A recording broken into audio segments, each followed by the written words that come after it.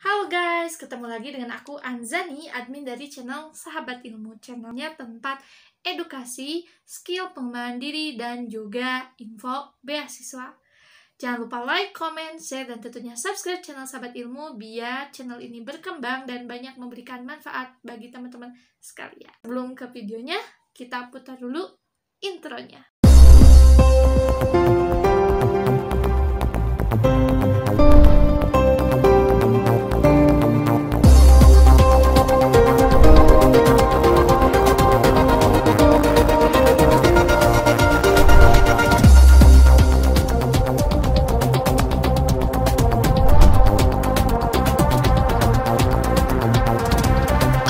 Di part 3 ini kita akan menjawab lagi satu pertanyaan yang ada di DM Instagram.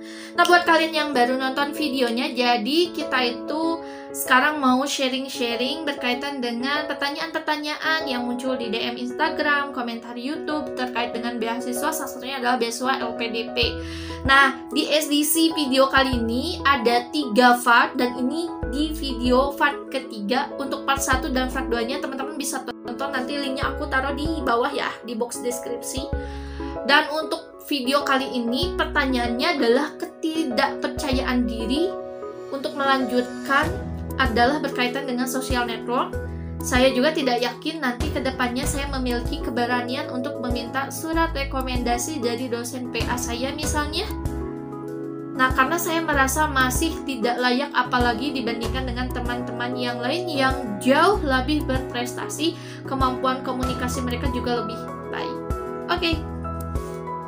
Oke guys, di video kali ini juga aku kasih dulu asumsi bahwa memang aku di sini sharing-sharing, jadi nggak ada niat menggurui, nggak ada niat apapun. Di sini aku cuma mau sharing buat teman-teman. Mudah-mudahan apa yang aku sharingkan ini bisa bermanfaat buat teman-teman, terutama teman-teman yang mau daftar beasiswa, salah satunya beasiswa LPDP dan juga beasiswa apapun itu. Dan di sini aku cuma mau sharing-sharing, dan mudah-mudahan banyak orang yang bisa terbantu dengan video-video yang aku buat. Banyak orang yang tadinya nggak mau beasiswa, daftar beasiswa, nggak mau lanjut lagi kuliah, jadi mau lanjut lagi kuliah, mau apply beasiswa, yang tadinya merasa kayak down, merasa insecure untuk ikut beasiswa. Nah, dengan video ini mudah-mudahan bisa hilang, nggak hilang juga sih, tapi bisa melawan rasa insecure-nya dan percaya diri. Oke guys, social network, terus juga keberanian untuk meminta surat rekomendasi, ada rasa insecure, takut misalkan nanti yang aku pahami gitu ya, takut nanti ketika minta surat rekomendasi, salah satunya misalkan dari PA, entah mungkin nanti diketawain, entah mungkin nanti diejek. Yakin kamu mau lanjut S2? Yakin kamu mau lanjut S3? Yakin kamu mau daftar beasiswa? Siapa yang nggak pernah dapet pernyataan seperti itu? Siapapun ya, mungkin orang-orang yang katanya berprestasi dan mungkin punya social network yang bagus ya, mungkin bisa jadi gitu. Tapi mungkin kalau misalkan ini pandangan aku ya, terkhusus aku juga ngalamin hal yang seperti itu yang ditanyakan tadi. Itu bisa jadi memang menjadikan kita down. Jangan kayak gitu. Di awal-awal aku mau daftar beasiswa LPDP ini, banyak banget selintiran yang masuk ke kuping kanan, keluar kuping kiri, masuk kuping kiri, keluar kuping kanan. Dan mereka semuanya isinya negatif. Pasti. Negatifnya kayak gimana? Kayak gini. Banyak yang ngasih kayak, ih jangan daftar beasiswa LPDP, susah loh. Ih jangan daftar beasiswa LPDP, berat. Terus ada juga yang bilang, daftar beasiswa LPDP itu ngebuang-buang waktu. Daftar beasiswa LPDP itu terlalu lama, terlalu bertele-tele. Daftar beasiswa LPDP itu proposalnya, esainya susah loh. IPK-nya harus tinggi. Wah, dan lain sebagainya. Dan itu semua dialamin, aku nggak ngomong orang lain, tapi dialamin oleh aku. Termasuk juga tadi rasa takut untuk minta minimal ke PA gitu ya, untuk surat rekomendasi. Ya kita takut ketemu dosen, terus kita dikatain, ya itu udah jadi resiko. Siapa sih di dunia ini yang mau sukses tanpa ada resiko? Jangankan sukses, melakukan segala sesuatu hal pasti punya resikonya. Orang yang sukses, orang yang berani mengambil resiko. Karena sukses adalah seni untuk mengambil resiko dan mempertimbangkan resiko terbaik. Loh, kok resiko terbaik? Maksudnya kayak gimana? Resiko terbaik itu bukan berarti hanya melulu resiko terkecil. Resiko yang jelek adalah resiko terberat. Tapi menurut aku resiko yang terbaik adalah resiko yang sesuai dengan kemampuan kita. Belum tentu kan orang yang ngambil resiko berat, kita pikir, ngapain sih ngambil resiko yang berat-berat? Ntar ujung-ujungnya gagal juga. Gagal kan resiko. Resiko itu kalau kita nggak ambil, kayak misalkan kegagalan nggak kita lalui ya, kita nggak akan menikmati proses kesuksesan. Karena orang ngerasa excited ketika dia sukses karena dia pernah gagal. Itu menurut pandanganku. Jadi sorry ya, nggak semuanya. Ini yang aku bilang tuh menurut pandangan aku. Nah, balik lagi, kalau misalkan perkara tentang kayak kita dibandingkan dengan teman-teman lain yang lebih layak, itu udah jauh.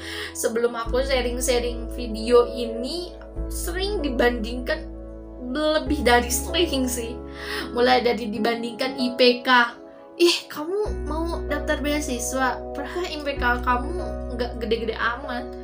Tuh, si A IPK-nya gede gitu kan, wah pasti dia lulus tuh. Terus lagi, IPK kamu berapa? Oh, segitu. Emang mau ngapain? Daftar beasiswa. Oh, ada yang kayak gitu? Dah. Terus ada yang memponis, wah, pasti dia nih yang pasti bakal lulus. Wih, orang dia IPK-nya hebat, bahasanya oke. Tapi apa? Kita itu kadang, aku pernah banget baca buku karya, salah satu karyanya Kak Alfi Syahrin. Halo Kak Alfi Syahrin, kalau misalkan dia nonton ya, mungkin ada beberapa yang dari kalian juga penggemarnya. Aku penggemar lebih ke bukan penggemar orang, tapi karya-karyanya. Emang kita tuh selalu sok tahu tentang kehidupan, kita selalu sok tahu tentang hasil kehidupan, kita selalu sok tahu tentang seseorang, padahal kita gak tahu orang itu punya value apa. Kayak tadi, memang sih ya itu manusiawi dan namanya juga hidup gitu. Cuman aku belajar kayak, kalau pas lagi aku kayak dihujat kayak gitu, mungkin orang ada yang nganggapnya itu hujatan, ada orang yang anggap itu kayak jamu, terus ada orang yang kayak nganggap itu adalah duri, ya itu masing-masing ya. Cuman kalau aku sendiri kayak menganggap itu semua tuh kayak sebuah tekanan yang harus penuh gitu ya, kita ngumpulin energi untuk lepas dari tekanan itu gitu, malah bisa lebih gitu. Itu dijadiin motivasi gitu. Kayak yang kayak gitu emang pasti buat kita down gitu. Aku juga nggak menyangkal ketika kita dapat ya selintingan kayak, apa sih gitu, kamu tuh gini di bawah si itu gitu. Padahal kita nggak tahu yang namanya kehidupan itu seperti apa. Roda kehidupan itu berputar. Ingat, roda itu bulat, ya pasti berputar. Ada yang di atas, di bawah, kayak gitu. Dan kita nggak pernah tahu value seseorang.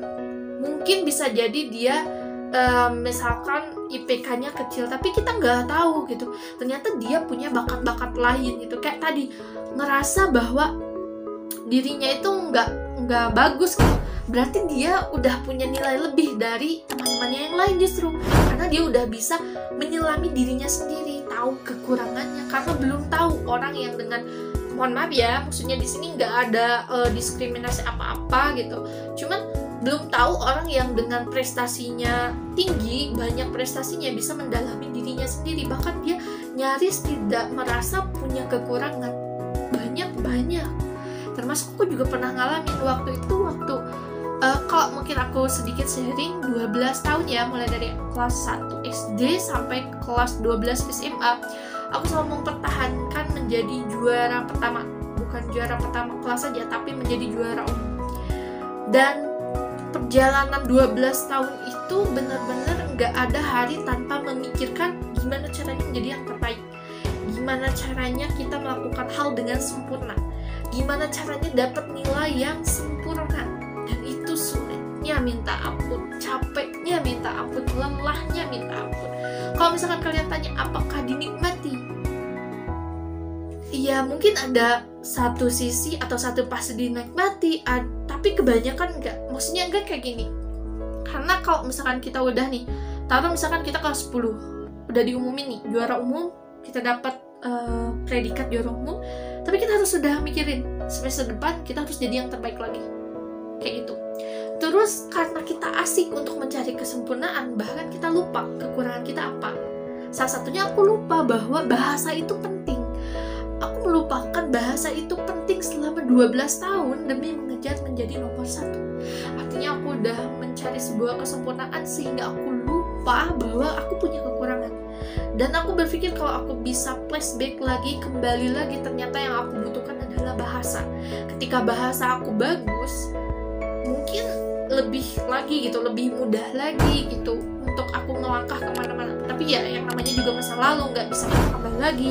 Nasi udah jadi bubur, nggak bisa jadi beras lagi. Tapi aku nikmatin dan aku jadiin itu semua pelajaran hidup, dan mungkin aku bisa sharingkan ke teman-teman yang lain yang mungkin suka nonton video aku, yang subscribe channel aku. Mudah-mudahan apa yang aku sharingkan ini mungkin bisa diperbaiki untuk teman-teman yang lain, dan mungkin bisa memberikan manfaat yang terus berkelanjutan. Nah itu guys, di video kali ini semoga pertanyaan dari Kak Fau ini bisa terjawab ya.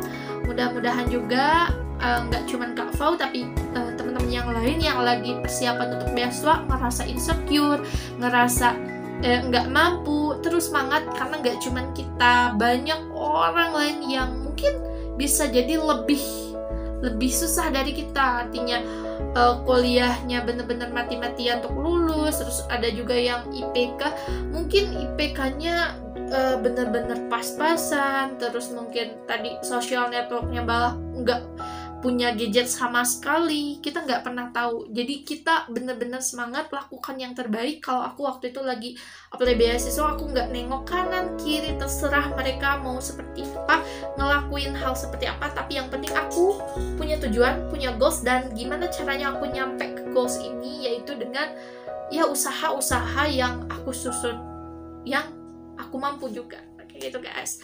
Semoga di video kalian bermanfaat. Jangan lupa share sebanyak-banyaknya. Thank you.